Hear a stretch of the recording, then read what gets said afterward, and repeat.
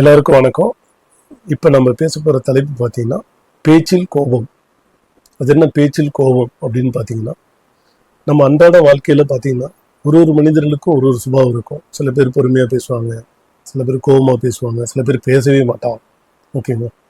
அப்படி ஒரு ஒரு மனிதனுக்கும் சில பேர் இடத்துக்கு ஏற்ற மாதிரி வளைஞ்சு கொடுத்து பேசுவாங்க. அப்படி ஒரு ஒரு மனிதர்களுக்கும் ஒரு ஒரு சுபாவம் இருக்கும் பேசுறதுல. ஸோ அப்படி இருக்கும்போது ஒரு குறிப்பிட்ட மக்கள் பேச்சில் கோபத்தை காமிப்பார்கள் அப்படின்னு சொன்னா எஸ், அது உண்மைதான்.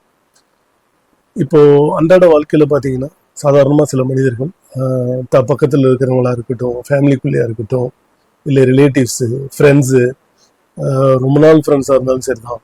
ஓகேவா? இல்லை திடீர்னு ஒரு ஒரு ஷாப்பிங் போகிறாங்க, இல்லை சினிமா தியேட்டர் போகிறாங்க, ஈவன் ஆஃபீஸில் புதுசாக ஆஃபீஸில் பழகாத மனிதர்கள்ட்ட கூட சொல்கிறோம். பேசும்போது டக்குன்னு ஒரு மாதிரி கோபத்தோட வெளிப்பாடு இருக்கும். பேசும்போது பேச்சில் ஒரு ஸ்பீடு தெரியும், அதாவது ஒரு வேகம் இருக்கும். அதாவது எப்படின்னா, இப்போ இந்த மாதிரி வேகமாக இருக்கிறவங்க எந்த மாதிரி இடங்கள் எல்லாம் தோல்வி அடைவாங்க அப்படின்னா, சாதாரணமாக ஒரு மனிதர்கள்ட்ட பேசும்போது ஓகேவா, ஒரு சின்ன விஷயமா இருக்கும், அந்த இடத்துல ரொம்ப ரொம்ப கோபமாக பேசும்போது என்ன இந்த பஸ் எங்கே போகுதுன்னு கேட்டிருப்பாங்க. அதுக்கு அவங்க சொல்லக்கூடிய பதில் பார்த்தா, ஏன் அங்கே போர்டை பார்த்தா உனக்கு தெரியலையா அப்படிங்கிற மாதிரி தன்னோட பேச்சில் சில சமயங்களில் காமிப்பாங்க. ஓகேவா? ஏன்னா அந்த அளவுக்கு அவங்களுக்கு பொறுமை இருக்காது, ஏன்னா ஸ்பீடு இல்லையா.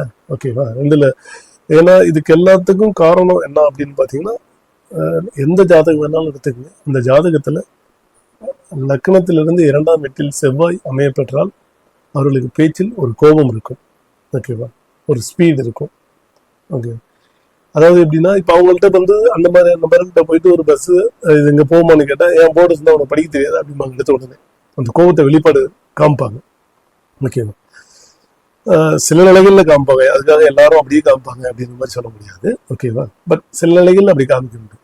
பட் நல்ல விதமாக பார்த்தீங்கன்னா, ஒரு ஆஃபீஸ் இருக்கு, ஆஃபீஸில் ஒரு மேனேஜர் வந்து கேட்குறேன், இந்த வேலையை வந்து ஒரு வாரத்தில் முடிச்சிட முடியுமா அப்படின்னு கேட்டால், எஸ் கண்டிப்பாக என்னால் முடிக்க முடியும் அப்படின்ற நம்பிக்கை ரொம்ப ஸ்பீடாக கொடுப்பாங்க. வார்த்தையில் கண்டிப்பாக I am able to do it அப்படின்ற மாதிரி ஒரு ஃபாஸ்ட் கமிட்மெண்ட் கொடுப்பாங்க. பை ஓரலாக அவங்களுக்கு ஒரு கான்ஃபிடென்ட்டை பில்ட் பண்ணுவாங்க. ஓகேவா? அது உண்மையால அந்த பீரியடுக்குள்ள முடிப்பாங்களா முடிக்க மாட்டாங்களா, அது வேற கிரக நிலைகள்லாம் இருக்கு, அது இப்போ பேச முடியாது. ஓகேங்களா? பட் ஆனால் பை ஓவராலாக அவங்க கொடுக்குற கமிட்மெண்ட்டை எதிரில் இருக்க அக்செப்ட் பண்ணுவாங்க. பரவாயில்ல, ரொம்ப கான்ஃபிடென்ட்டாக பேசுவான், பண்ணிடுவான் அப்படின்னு நம்புவாங்க. ஓகேவா? இதை மாதிரி ஒரு வேலையை ஏதாவது முடிக்கணும், இல்லை வெளியில் ஏதாவது ஒரு டாக்குமெண்ட்ரி ஒர்க்கு, இல்லை லேண்ட் ரிலேட்டட் ஒர்க்கு, ரெஜிஸ்ட்ரேஷன், இப்படி நிறைய ஆக்டிவிட்டி இருக்குல்ல, அந்த மாதிரி எந்த ஆக்டிவிட்டி இவங்களால முடிக்க முடியுமான்னு கேட்டாலும் ரொம்ப ஃபாஸ்ட்டாக பதில் சொல்லுவாங்க, எஸ் என்னால் சீக்கிரம் முடிக்க முடியும் அப்படிம்பாங்க.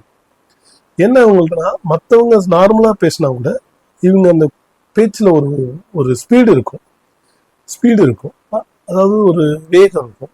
அது மற்றவங்க பார்வையில் எப்படி புரிஞ்சுக்குவாங்க அப்படின்னா, இதையே சாதாரணமாக நம்ம கேட்குறோம், ஒரு பஸ்ஸுக்கு அட்ரஸ் கேட்குறோம், ஒரு டாக்குமெண்ட் கேட்குறோம், ஒரு ஹெல்ப் கேட்குறோம், எடுத்த உடனே இவ்வளோ கோபமாக பேசுகிறானே அப்படிங்கிற மாதிரி மற்றவங்க நினைப்பாங்க. நான் இவங்களை பொறுத்த வரைக்கும், இல்லை நான் நார்மலாக தானே பேசினேன், எனக்கு என்ன கோபமாக பேசினேன் அப்படின்ற மாதிரி அவங்க நினைப்பாங்க. ஏன்னா எல்லாமே பிளானட்டரியோட ஆக்டிவிட்டி தாங்க.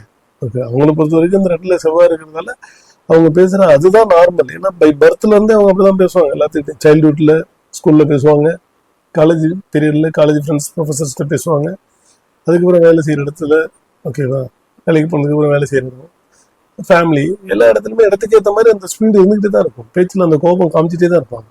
அப்படி தொடர்ந்து சைல்டுஹுட்ல இருந்தே இருக்கிறதுனால அவங்கள பொறுத்த வரைக்கும் அதுதான் நார்மல் ஸ்பீச் அப்படிங்கிறத அவங்க டிசைட் பண்ணி வாழ்வாங்க. ஏன்னா பிளானட் அப்படி தான் இருக்கு. பட் மற்றவங்க பார்வையில் இவங்க எடுத்த உடனே கோபமாக பேசுறாங்க அப்படிங்கிற மாதிரி நினைப்பாங்க. ஓகேவா? அந்த மாதிரி. ஸோ அதே போல ஒரு விஷயம் வந்து இவங்களுக்கு பிடிக்கல அப்படின்னா முதல் கோபம் பேச்சில் தான் வரும், வார்த்தைகள் கடுமையாக வரும், அடுத்தவனை அடிக்கிற மாதிரி பாயும் வார்த்தைகளே. ஓகேவா? சல்லுன்னு பேசும்போதே முகலாம் வேர்த்து அந்த அளவுக்கு ஒரு கோபமாக பேசுவாங்க. ரெண்டுல செவ்வாய் இருக்க பெற்றவர்கள். அதே போல ஒரு கருத்தை சொல்லும்போது ரொம்ப அக்ரெசிவா, ரொம்ப போல்டா வலியுறுத்துவாங்க. இல்லை இதுதான் விஷயம், சோ பாயிண்ட், இதுதான் என்னோட ஒப்பீனியன். ஓகேவா? இதை நீங்க எடுத்துக்கிட்டாலும் சரி, எடுத்துக்காதீங்க சரி, ரொம்ப சாலிடா அதை வந்து ஃப்ரேம் பண்ணி பேசுவாங்க. சோ பாயிண்ட், இதுதான் என்னோட ஒப்பீனியன் அப்படின்றது ரொம்ப சாலிட் ஃப்ரேம்ல காமிப்பாங்க. அது ஆஃபீஸ் மீட்டிங்லாம் பார்த்தீங்கன்னா ரொம்ப போல்டா பேசுவாங்க. அவங்க வந்து தான் சொல்ல வேண்டிய விஷயங்களை ரொம்ப கான்ஃபிடண்டா, ரொம்ப போல்டா பேசுவாங்க. ஓகேவா? இதுதான் எனக்கு புரிஞ்சது அப்படிங்கிறதுல தெளிவா ஓரளவு போல்டா பேசக்கூடிய நபர்கள் தான் இந்த 2 செவ்வாய் இருக்க பெற்றவங்க. எகைன் அதே ஆன்சர் தான். அதாவது 2 செவ்வாய் இருக்கிறான் எனக்கு தெரிஞ்ச ஒருத்தன் அப்படி ஒன்றும் இல்லை, ரொம்ப பயந்து பேசுறான் அப்படின்ற மாதிரி சொன்னீங்க அப்படின்னா இது ஒரு ரூல் தான். 2 செவ்வாய் இருந்தா 2ஆம் அதிபதி இருக்கு, அப்புறம் என்ன பாவகிரகங்கள் பார்க்குது, பாவகிரகங்கள் சேர்க்கை, தசாபுத்திகள், நிறைய விஷயங்களை பொறுத்து இந்த பேச்சின் தன்மைகள் மாறும். இது 2 செவ்வாய் இருந்தா போல்டா பேசுவாங்க அப்படிங்கிறது ஒரு ரூல். ஓகேவா? ஸோ ஓரளவுக்கு செவ்வாய் 2ல இருந்தா எப்படி அவங்களோட பேச்சு இருக்குங்கிறது ஓரளவுக்கு புரிஞ்சிருக்கும்னு நினைக்கிறேன். நன்றி.